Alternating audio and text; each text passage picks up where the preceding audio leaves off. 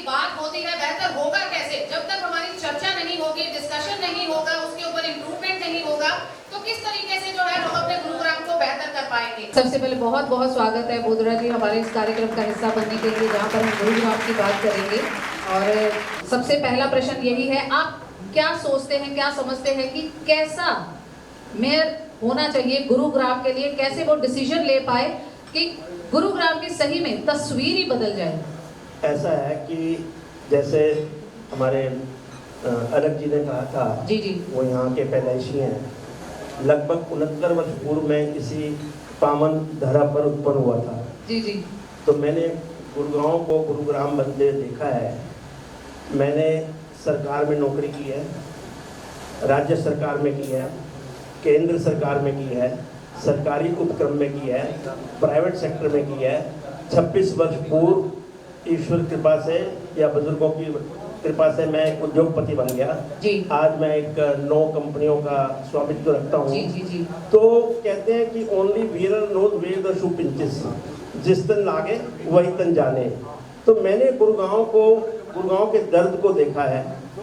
यहाँ पर जैसे कोई कह रहा है कॉर्पोरेट सिटी है, कोई कह रहा है मिलेनियम सिटी है, कोई कहता है गुरु द्रोण की धरती है, कोई कहता है शीतला माँ की धरती है, कोई कहता है ये रेवेन्यू सिटी है, कोई कहता है फाइनेंशियल सिटी है। ये मल्टीपल नाम क्यों हुए? जी, आपकी नॉलेज के लिए, आपकी जानकारी के लिए, मेरे जो मित्र बैठे हैं, हमारे पूरे राष्ट्र के अंदर गुरुगांव वेल्थ के हिसाब से, वित्तीय दृष्टिकोण से हिसाब से 8वें पायदान पे है। जिस गुरुग्राम में जब हम बचपन में थे, हमारे यहाँ फ्लश सिस्टम नहीं था। बचपन में जब हम जाते थे, पानी के लिए हमें जमीन में खड्डा खोद करके नीचे झुकना पड़ता था, बाल्टी ऊपर लाते थे। सुबह 4 बजे, 4:30 बजे का पानी नहीं मिलता था। तो उसकी कायाकल्प इसमें निस्संदेह, इसमें हर पार्टी का जिसने भी राज किया है, बंसीलाल जी थे, उन्होंने बाद में पार्टी बदली, भजन लाल जी थे, उसके बाद कांग्रेस ने किया, उसमें देखता हूँ देवीलाल। हर व्यक्ति का जब कोई यज्ञ रचता है ना, किसी पार्टी विशेष की बुराई नहीं करनी चाहिए, रचनात्मक दृष्टिकोण से बात करनी चाहिए। आज अगर पूरे विश्व के स्तर पे गुरुग्राम का नाम है तो उसमें हर पार्टी का कोई ना कोई योगदान है। तो पहला। दूसरी बात, गुरुग्राम जैसे मैंने बोला, बीइंग ए कॉर्पोरेट सिटी, जब आप 60% राजस्व एक शहर से लेते हो, जी जी, वो 21 जिला एक तरफ और एक जिला एक तरफ जी, तो मेरा जो सुझाव संगठन को भी और मेरी सरकार को भी, आम लोगों को भी, जितने भी पार्टी के, बाकी पार्टी के यहाँ पर पदाधिकारी बैठे हैं, वर्कर बैठे, उनको भी, कि गुरुग्राम को राजनीतिक दृष्टिकोण से नापा ना जाए। जी जी, गुरुग्राम को, मुझे राणा साहब की बात बहुत अच्छी लगी, मास्टर प्लान की बात कर रहे थे, इसको बोलते हैं ब्लूप्रिंट। यहाँ पर जो भी मेयर बने, एक तो वो शिक्षित हो, दूसरा एक सक्षम हो, जी, तीसरा निर्णायक हो, चौथा उसकी बैकग्राउंड कॉर्पोरेट होनी चाहिए। ये नहीं कि मैं कॉर्पोरेट बैकग्राउंड से रहा हूँ इसलिए मैं कह रहा हूँ, क्योंकि जिस व्यक्ति ने इस शहर को उभरते हुए देखा है, जरूरी नहीं कि राजनीतिक बैकग्राउंड चाहिए। तो यहाँ पर सबसे बड़ी भ्रष्टाचारी ना हो, उसका पेट भरा हुआ हो। जी, बार बार हमारे पंकज जी भी चलेगा, पंकज जी जी, तो बैठे बार बार हम भ्रष्टाचार की बात कर रहे हैं। निस्संदेह कोई ये नहीं कह सकते 100% ये वाली सरकार, ये वाली पार्टी, ना कहीं कोई ना कोई गुण होता है। चावल के अंदर और गेहूं के अंदर एक आधा गुण होता है जो खराब करता है। लेकिन लक्ष्य क्या होना चाहिए कि मेरा गुरुग्राम, आपने लिखा है कौन बनेगा, इसको कौन सुधारेगा, इसको कोई व्यक्ति विशेष नहीं सुधार सकता, ये संगठन है जो सुधार सकता है।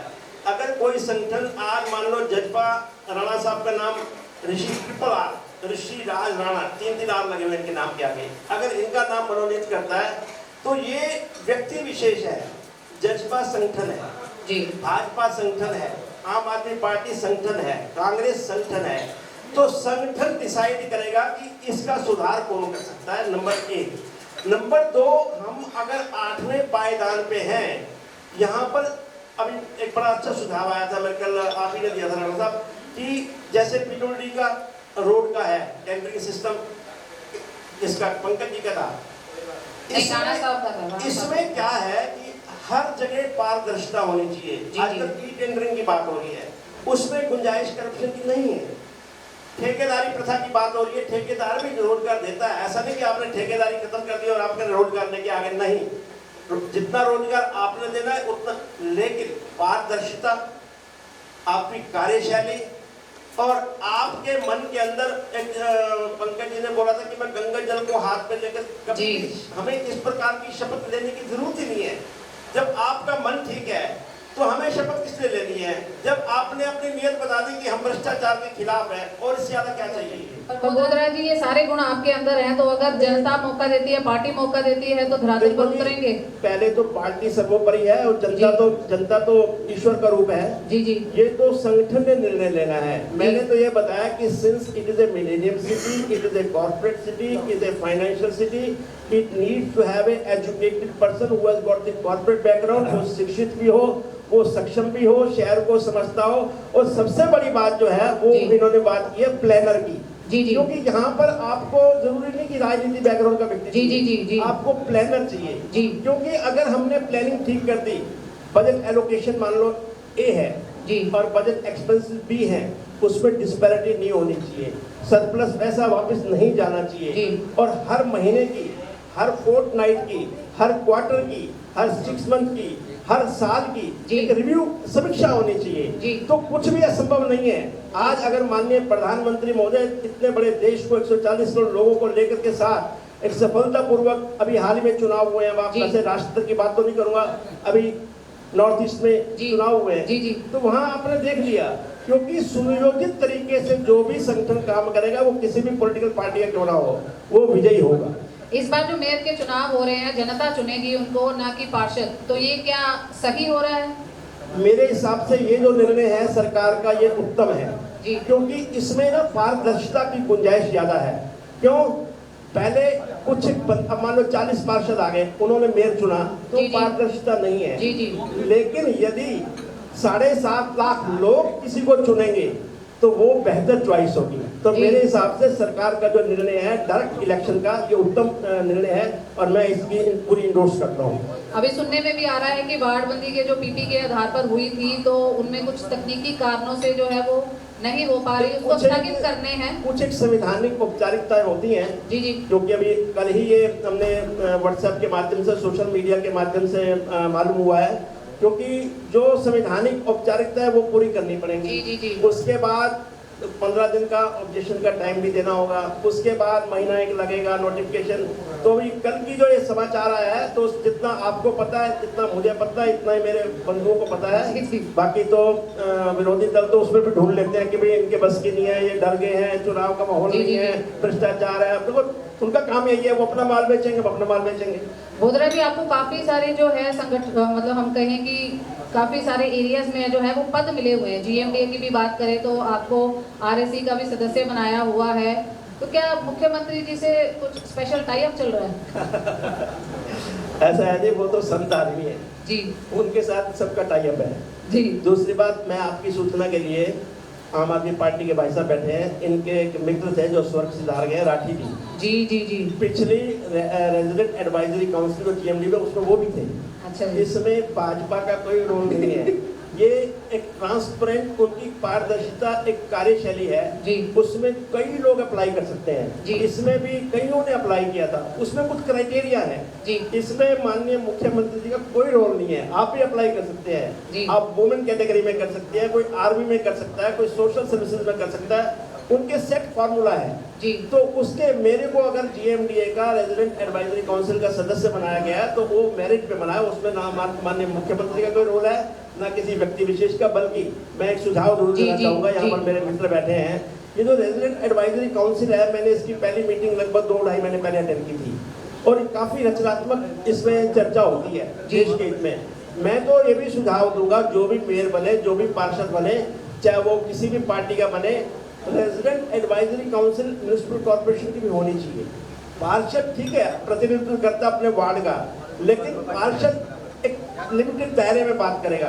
यदि आप as a citizen of the city, जी जी, इस शहर के नागरिक के नाते आपको रेजिडेंट एडवाइजरी काउंसिल में लेते हैं जी, तो रचनात्मक सुझाव आएंगे, तो उससे हमारी वर्किंग और बेहतर होगी। तो ये मेरे दिमाग में एक सुझाव है कि इसको हमें, जो भी पार्टी आए, इसको म्युनिसिपल कॉर्पोरेशन के अंदर भी इस प्रकार की एडवाइजरी काउंसिल होनी चाहिए।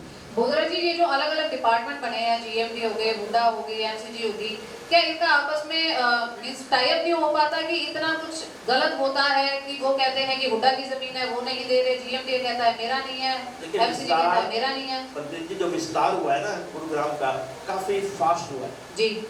तो कहते हैं every good thing will have a ridiculous beginning. हर जी। अच्छी चीज की शुरुआत हास्यास्पद तरीके से होगी। जी जी कुछ एरिया म्युनिसिपल कॉर्पोरेशन के अंदर आता जी है, जी जी कुछ न्यू गुड़गांव, कुछ जीएमडीए में आ गया, जी कुछ हुडा में आ गया, जी। कुछ एचएसआईडीसी में आ गया। जी तो इस प्रकार का समन्वय बैठने में समय लगेगा, जी लेकिन थिंग्स आर इम्प्रूविंग। जी मतलब ये नहीं कि रात में हो जाएगा। अब ये जीएमडी का मुझे मेंबर बनाया है। जी जी पहली मीटिंग में इसमें हुडा भी होता है, इसमें जीएमडीए भी है, इसमें म्युनिसिपल कॉर्पोरेशन भी है, इसमें एचएसआईडीसी का नॉमिनी है। जी। तो इसलिए इस प्रकार की समन्वय समिति थोड़ा समय लगेगा, लेकिन थिंग्स आर इम्प्रूविंग। जी।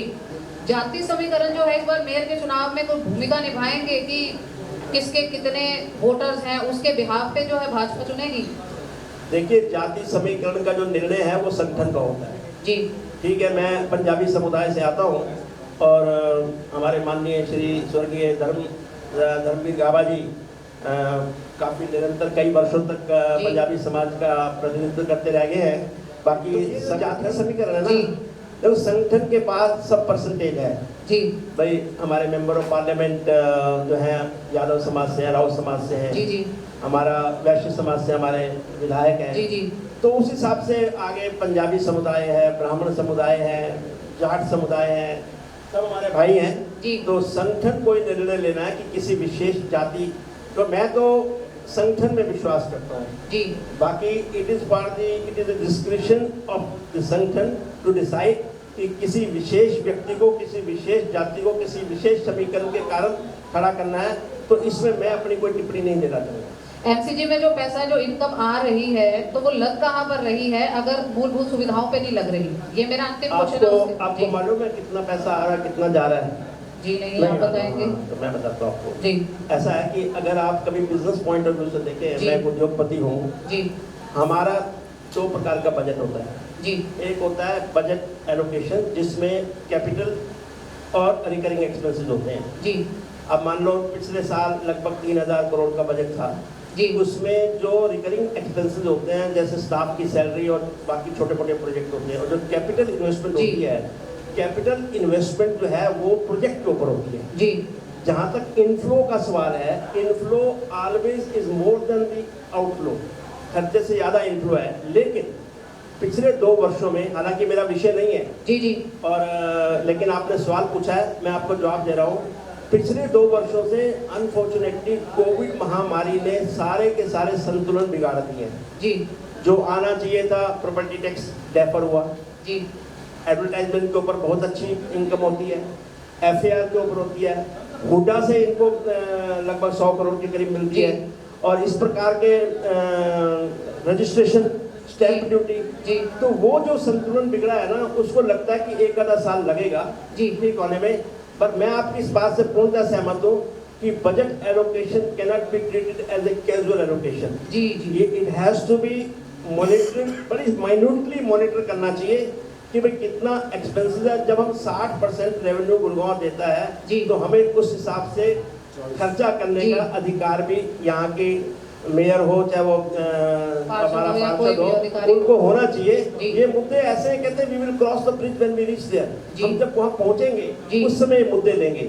जी। लेकिन बजट एलोकेशन का आपका सवाल ठीक था कि इसमें जो प्रायोरिटी होती है वो कैपिटल एक्सपेंसेस के ऊपर होती है, क्योंकि जी। वो प्रोजेक्ट से रिलेटेड होते जी। हैं। बाकी कुछ एक लोगों ने, मेरे मित्रों ने, पर्टिकुलरली अलग जी ने जो पुराने गुड़गांव का मुद्दा उठाया जी अभी हाल ही में रोड सेफ्टी कमेटी की भी मीटिंग मैंने अटेंड की थी, उसमें भी मैंने ये उनसे आग्रह किया था कि बाप के लिए 2 आंखें हमारे शरीर में आपस में मिलती नहीं है, सोती भी इकट्ठी हैं, रोती भी इकट्ठी हैं, देखती भी इकट्ठी हैं, लेकिन मिलती नहीं है। तो इसलिए किसी पुराने गुड़गांव न्यू गुड़गांव में कोई अंतर नहीं होना चाहिए। जैसे मेरा शरीर है, दोनों आंखों में कोई अंतर नहीं लगता है। जी अब क्वेश्चंस का हाउस ओपन है। जी मेरा एक छोटा सा सवाल है। जी जी जी पहले तो सर बहुत बहुत धन्यवाद, और मैं सौभाग्यशाली समझता हूँ। और आपने जो अपना वक्तव्य शुरू करने से पहले प्यार और आशीर्वाद के रूप में बोला कि इस अलग बच्चे को मैं अपने घर के सामने दे दूंगा जगह। सर आप दे दोगे तो मैं कोठी में बुला लूंगा, मेरा सौभाग्य है भीमनगर से वहां तो पहुंच जाऊंगा। चलो दूसरी बात, अभी आप बोल रहे थे हरियाणा का सबसे सर्वाधिक रेवेन्यू देने वाला गुरुग्राम है जी। और आप जीएमडीए में अभी भी एक साल कुछ टाइम पहले आरएसी की मेंबर, अभी 3 महीने पहले, 3 महीने नहीं हुए अभी जी। निगम ने, गुरुग्राम निगम ने जीएमडीए को 500 करोड़ रुपए दिए एज उधार। आई थिंक 2 साल हो गए उस बात को, 3 साल हो गए, वो पैसा अभी तक नहीं आया। आपको लगता है कि जीएमडीए को पैसा देना चाहिए और आप सदस्य हैं उसके, तो आप वो आवाज बन सकते हैं निगम की, क्योंकि निगम को पैसा नहीं मिल रहा। फरीदाबाद को भी निगम ने पैसा दिया क्योंकि गुरुग्राम एक कमाऊ पूत कहा जाता है हरियाणा का, और सबसे ज्यादा कमाऊ पूत को ही लूटा जा रहा है, क्योंकि जो पैसा यहाँ की सुविधाओं के लिए इस्तेमाल करना चाहिए वो पैसा दूसरों को दिया जा रहा है, पहले अपना घर नहीं ठीक किया जा रहा। इस पे आप क्या कहेंगे? एक बड़ी क्लियर स्टेटमेंट दी थी, अगर आपको याद हो सारे विटनेस इस बात के, कि जिस हिसाब से, जिस प्रपोर्शन से, जिस अनुपात से हरियाणा गुरुग्राम रेवेन्यू देता है, उसी अनुपात से हमें लेने का भी अधिकार है सरकार से। मैंने पहले भी क्लियर किया है। दूसरी बात, गवर्नमेंट टू गवर्नमेंट, उसने अगर मान लो किसी व्यक्ति विशेष को दिया है, किसी प्राइवेट सेक्टर को दिया है, किसी संगठन को दिया है, वो तो बात आपकी ठीक है कि ये तो बड़ा भ्रष्टाचार हो गया। अब एक आपके घर में एक सोर्स ऑफ इनकम है, आपके 2 बेटे हैं, एक बारी आपने ए से लेके बी को दे दिया, बी की जरूरत है, बी से लेके, पैसा कहीं गया तो नहीं? अगर आज नहीं आएगा तो कल आएगा, कोई तकनीकी कारण होंगे। ऐसा है कि सवाल वो पूछने चाहिए जिसमें अगर वो पैसा सरकार का है, MCG is also under Haryana government and GMD also under Haryana government. अब एक हेड से दूसरे हेड पे नॉर्मली अगर आप कंपनी के अंदर भी काम करते हैं, जब आप बैलेंस शीट बनाते हैं तो कई बार एक्सचेंज करते हैं आपस में, वो कोई गलत नहीं है।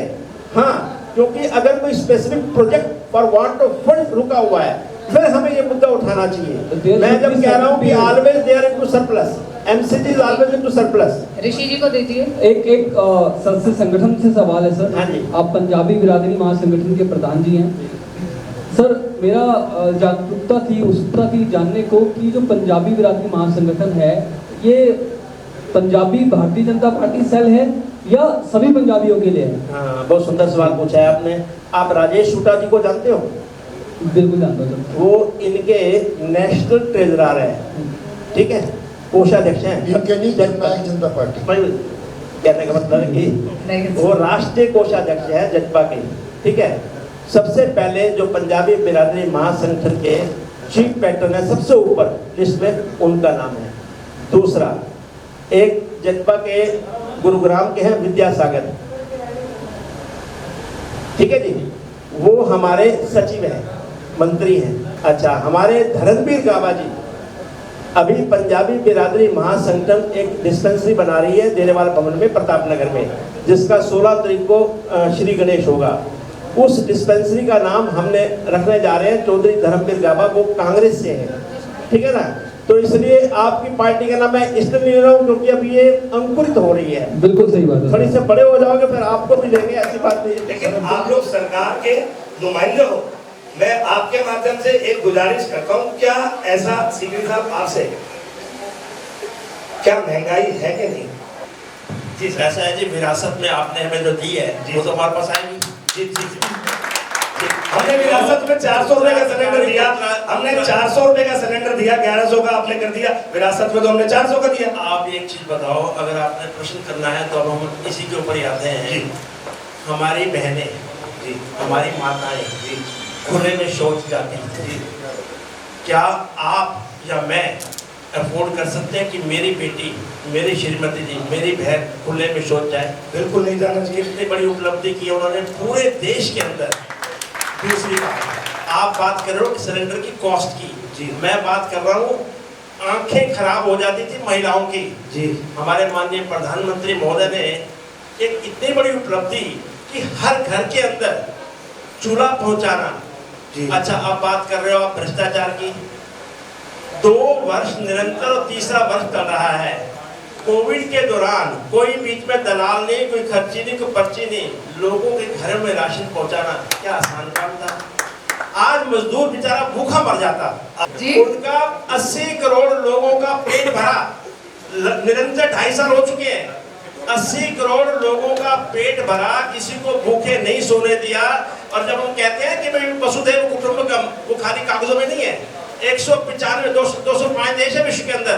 पंकज जी, आपकी जानकारी के लिए 195 देशों के अंदर दवाई हमारे देश से जाती है, ये आप लिख लीजिएगा। आपकी सूचना के लिए आपको शायद मालूम है, मैं CSR ट्रस्ट का भी मानवता के नाते मुझे किसी ने कहा नहीं, मुख्यमंत्री महोदय ने, मैंने अपने उद्योग से 90 लाख रुपए की दवाइयां उस समय एकत्र करके दी। मैंने ये नहीं पूछा कि मेरे को भाजपा बोले, कांग्रेस बोले, जेपा बोले ना। दूसरी बात, 195 में बात कर रहा हूँ देशों की जहाँ दवाई पहुंची है।